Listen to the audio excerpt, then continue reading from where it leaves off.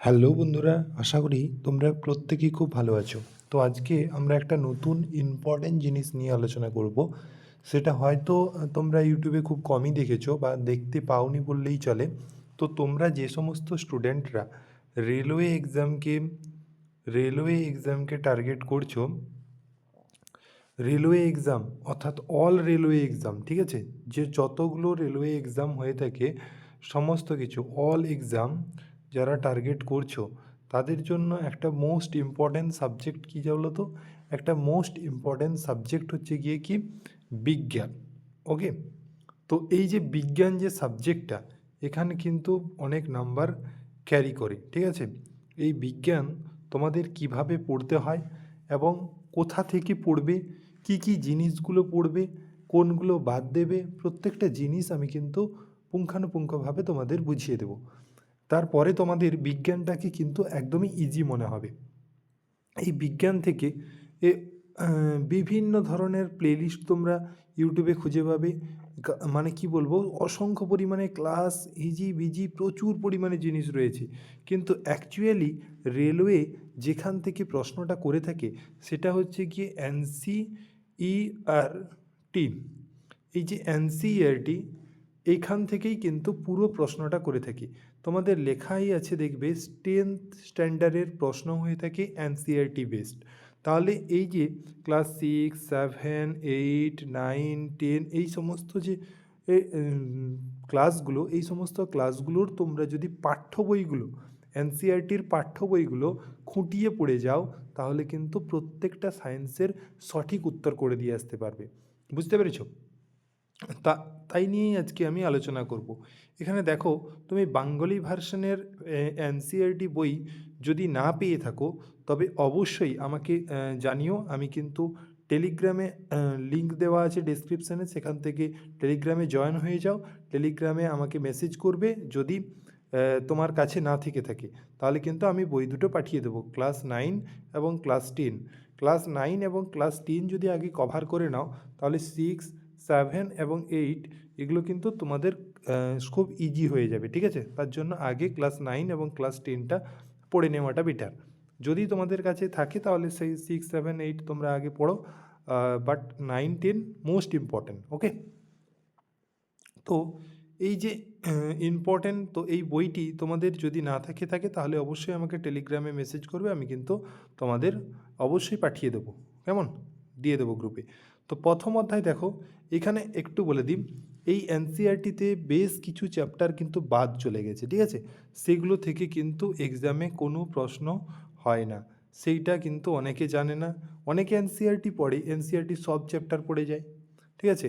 এখান থেকে তোমাদের দেখো, তোমাদের ম্যাথ পড়তে হয়, জিকে পড়তে হয়, তাই না, তারপরে তোমাদের রিজনিং পড়তে হয়, এতগুলো সাবজেক্ট থাকে। তারপরে আবার সায়েন্স, মানে এটা একটা আরও ভাস্ট সিলেবাস। তাহলে তোমাদের এত কিছু কমপ্লিট করতে একটা মাথায় ভ্যাবাচাকা খেয়ে যায়, তাই না।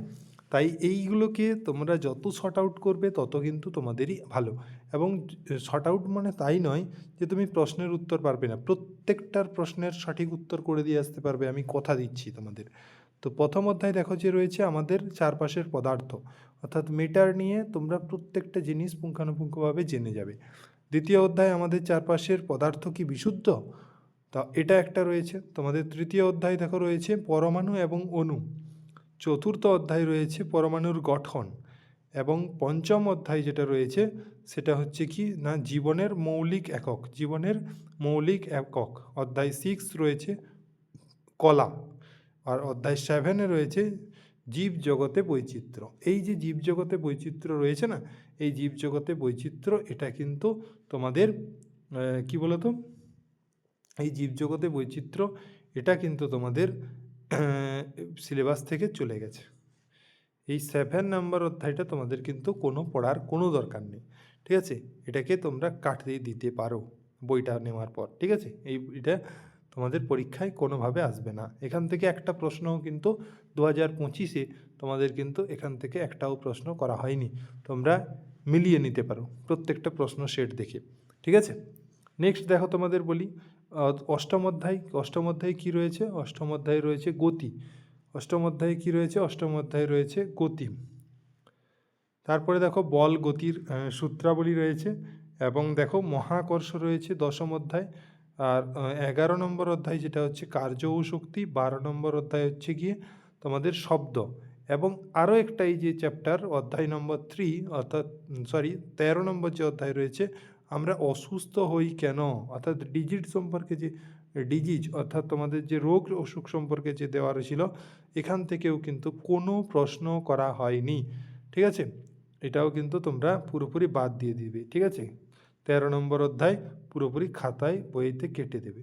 এখানেও 2025 সালে একটাও প্রশ্ন এখান থেকে করা হয়নি এবং ভবিষ্যতেও করা হবে না। ওকে, নেক্সট 14 নম্বর অধ্যায়, এটাও কেটে দেবে, প্রাকৃতিক সম্পদ, এখান থেকেও কোনো প্রশ্ন হয়নি এবং হবে না। নেক্সট হচ্ছে তোমাদের কি অধ্যায়, নেক্সট তোমাদের খাদ্য সম্পদের উন্নতি সাধনে এবং উত্তরমালা, খাদ্য সম্পদের উন্নতি সাধন, এটা একটু দেখে নিতে হবে। তাহলে এরপরে দেখো তোমাদের ক্লাস 10টা নিয়ে আলোচনা করব। তার আগে একটু বলে নিই, তোমাদের এই যে ক্লাস 9 এবং ক্লাস 10 তোমরা যদি চাও ক্লাস নাইন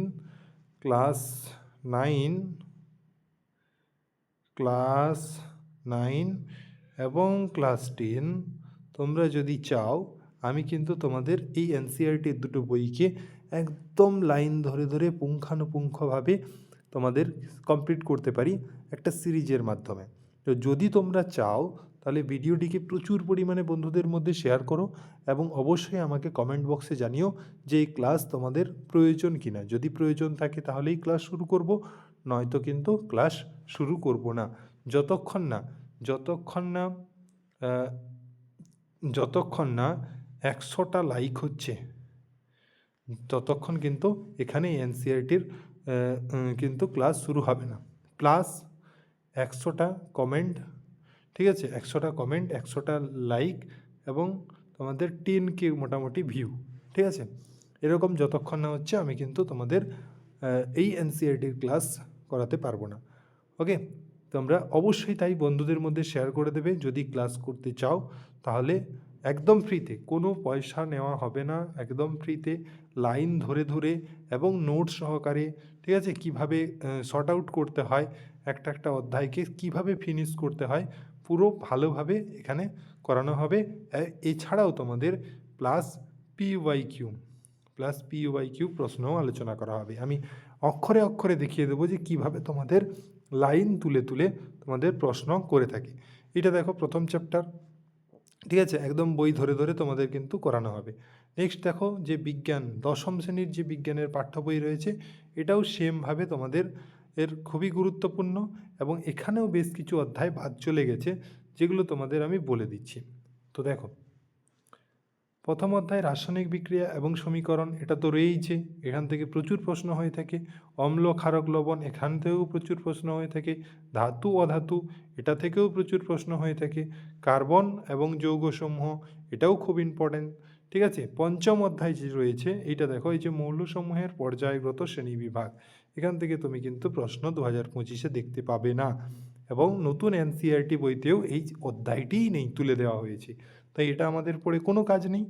নেক্সট দেখো তোমাদের কি বলেছে, জীবন প্রক্রিয়াসমূহ, এটা তোমাদের পড়তে হবে।